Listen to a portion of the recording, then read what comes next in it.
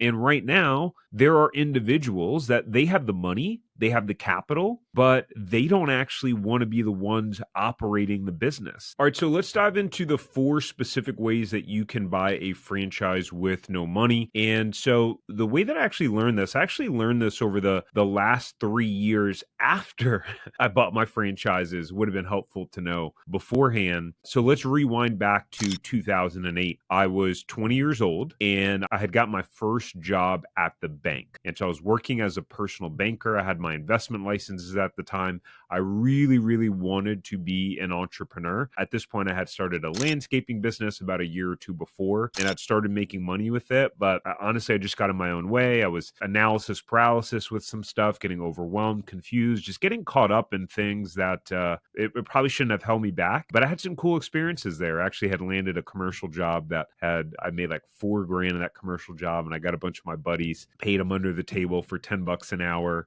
Granted, I was fresh out of high school at this point. So 15 years ago or so, almost 20 years ago, $10 an hour was a lot of money back then. But what happened was, as I'm starting to work for the bank and trying to figure out how am I going to achieve my dream being an entrepreneur, I started looking around online at franchises. And I thought, oh, wow, that would be really cool. Yeah, if I can own one of these bad boys and just follow a template or kind of business model, I feel like I could be successful at that. But they all had these big financial requirements. And I'm seeing they're requiring $100,000 liquid, meaning cash available or just money that can be converted to cash, $250,000, $300,000 net worth requirements. Now, mind you, I'm 20. I just turned 20 years old. I'm still living with my parents, and I had about $1,500 to my name.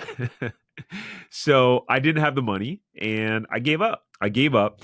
And fast forward 7 years later, I was still then in the corporate world, having climbed the corporate ladder in financial services, getting married with my wife, and finally had enough money, net worth, assets to be able to pull a home equity line of credit and buy our first franchise. But if I knew then what I knew now, what I'm about to share in this video, I could have done it much faster. So if you're into this kind of thing, if you're into business, learning about how to be successful as an entrepreneur, not just franchises, then I invite you to subscribe. Hang around. We've got a lot of good stuff for you. So the first way that you can buy a franchise with no money is for you to secure a partnership, right? So one of the things that I did not think about or realize as a 20-year-old kid was that I was willing to work 50, 60, however many hours a week it took in a business as an entrepreneur. I had no commitments. I had no kids. I wasn't married.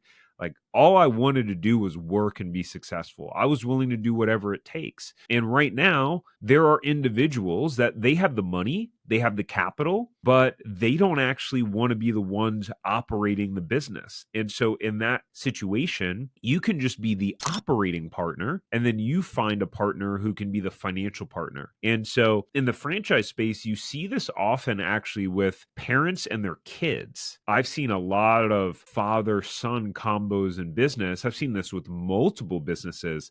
I've seen it with some college hunks hauling junk franchises. I've seen it with some other home service-based franchises where the father puts up the capital, signs the franchise agreement with the son, could be the daughter as well. And I'm just speaking from experience here, right? We don't need any woke people coming in and attacking me. And basically the son runs and operates the business. So that's something that you could do. It doesn't even just have to be a family member. It doesn't have to be a parent, so to say. But right now, there are individuals, as I would be a perfect example of this. Like right now, I'm married. I have 2 kids. I have a successful business. I have the YouTube channels. I'm busy.